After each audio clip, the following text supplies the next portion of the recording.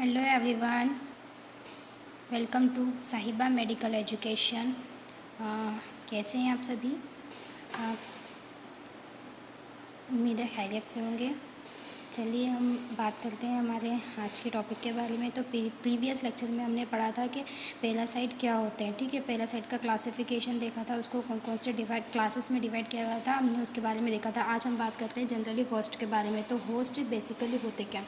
तो host is a organism that harbours that parasite and provide nourishment and shelter larger than parasite.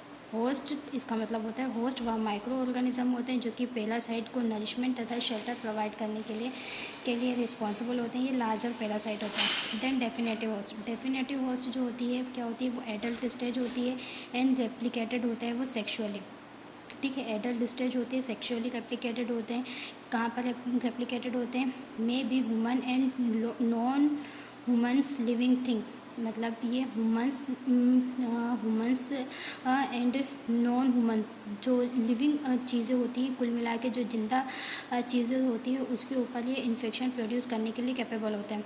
इसका example है mosquito क्या होता है? जो कि मलेरिया पैरासाइट होता है, जो कि मलेरिया कॉज करने के लिए रिस्पॉन्सिबल होता है। मलेरिया कॉज करने के लिए जनरली फीमेल मॉस्किटो जो होती है, मादा एनाफिलिस, वो रिस्पॉन्सिबल होती है।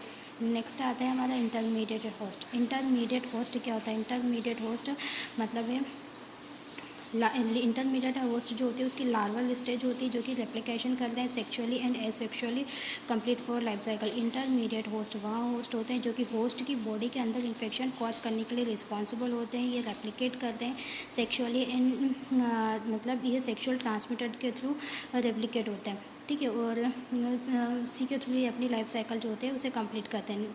इसका एग्जांपल है ह्यूमन मलेरिया।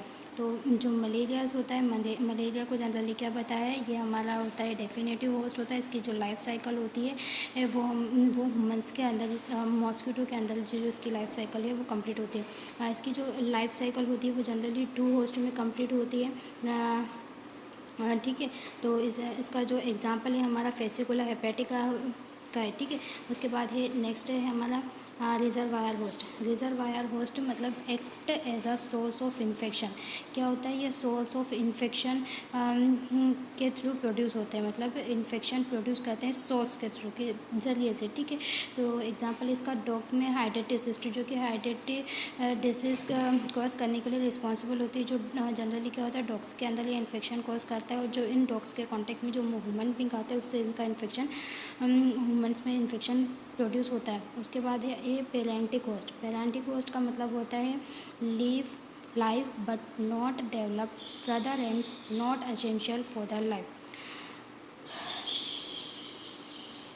ये ज़िंदा होते हैं बट डेवलप्ड नहीं होते और ये अपनी लाइफ साइकिल को एसेंशियल तरीके से कंप्लीट करने के लिए रिस्पॉन्सिबल होते हैं। नेक्स्ट बात करते हैं हम होस्ट का क्लासिफिकेशन की।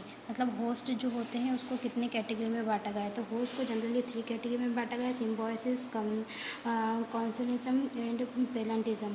ठीक है, फर्स्ट होता है हमारा सिम्बायोसिस। सिम्बायोसिस का मतलब होता है both host and parasite depend on the each other.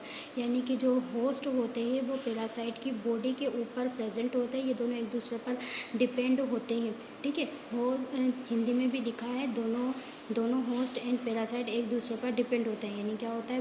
Both host and parasite, host और पैरासाइट दोनों एक दूसरे पर डिपेंड होते हैं। ठीक है, नेक्स्ट पॉइंट है हमारा none of them suffer any harms for any each other. मतलब ये क्या होता है? ये दोनों जो माइक्रो ऑर्गेनिज्म हो ये एक दूसरे को हार्म पहुँचाए बिना सफ़र करते हैं। ठीक है, ये सफ़र करते हैं, एक दूसरे पर आश्रित रहते हैं, एक बिना हार्म पहुँचाए हुए, बिना किसी नुकसान के। ठीक है, नेक्स्ट है आता है हमारा कम्युनिज्म। इसके में क्या होता है? हमारा जनरली जो पैरासाइट होता है ये पैरासाइट जो होते हैं parasite any derived the definitive without cause any injury with two the host. यानी ये जो पैरासाइट होते हैं वो होस्ट की बॉडी के ऊपर प्रेजेंट तो होते हैं। ठीक है, मतलब ये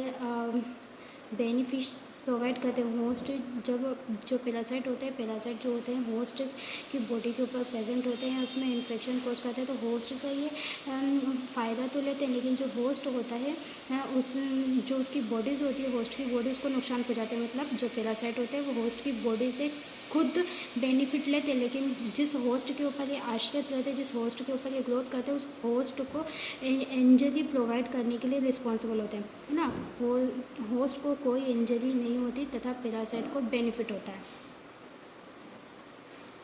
नेक्स्ट है capable of living on independent host. मतलब क्या होता है, ये जो कम्युनिज्म जो होते हैं ना, वो इंडिपेंडेंट होस्ट पर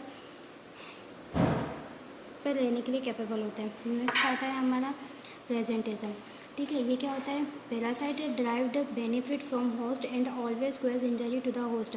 मतलब ये जो पैरासाइट होते हैं ये बेनिफिशियल तो होते हैं, लेकिन जब पैरासाइट की बॉडी के अंदर इंटर करते हैं तो इसमें कोज करते हैं। मतलब क्या हो रहा है, जो पेरेंटिज्म होता है ये पैरासाइट की बॉडी के अंदर इंटर करता है तो जो होस्ट होते हैं उसको डिसीज कॉज करता है, और जो कम्युनिज्म होता है इसमें पैरासाइट की बॉडी के अंदर ये इंटर करते हैं तो जो होस्ट होता है होस्ट को कोई इंजरी कॉज नहीं होती है, होस्ट से बेनिफिट लेते हैं, होस्ट को कोई इंजरी नहीं पहुंचाते। और इसमें इसका उल्टा हो रहा है, ये होस्ट की बॉडी के ऊपर प्रेजेंट होते हैं तो होस्ट को इंजरी प्रोड्यूस करते हैं। ठीक है, और ये जो पैरासाइट होते हैं वो होस्ट से बेनिफिट लेते हैं और उसको इंजरी प्रोवाइड करने के लिए रिस्पॉन्सिबल होते हैं।